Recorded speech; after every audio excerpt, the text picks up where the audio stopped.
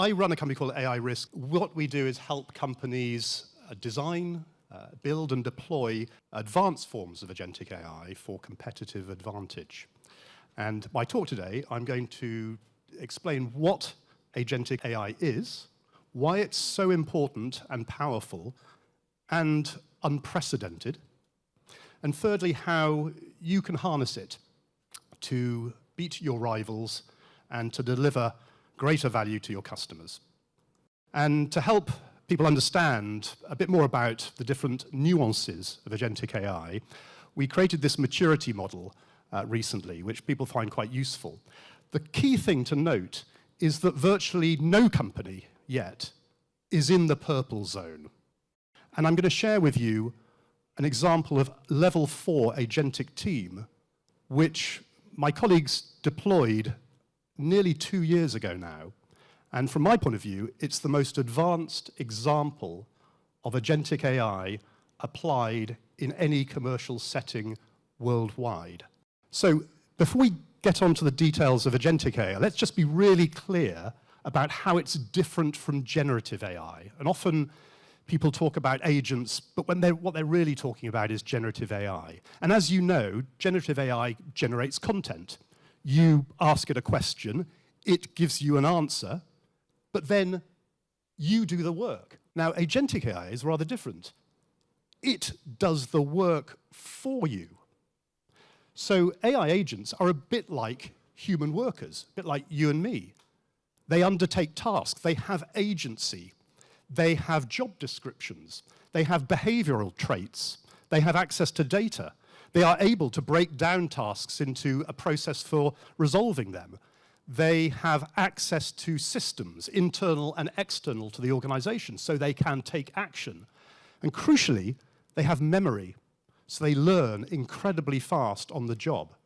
And when we've done deployments over the last 2 years, we've demonstrated that if you design them right, and that is a big if you manage them carefully, they can be significantly better, significantly faster, and significantly cheaper than human labor, even on highly complex tasks. It's about doing not only things faster, but doing much more because you have that new operational capacity.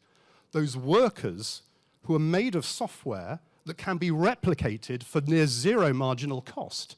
What's happening is that we're turning labor into capital, and the capital is creating output. That's a fundamental change to the economics of business. And if we create our own agents, our own digital workforce that we control, then we're creating intelligence that in the past we always had to rely on humans. It was always trapped in the knowledge in your heads that could leave the door.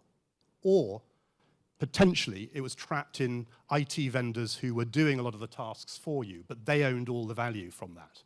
This gives us the ability to create differentiating intelligence and to create a strategic asset that appreciates in value, not a cost that depreciates when you invest in normal technology.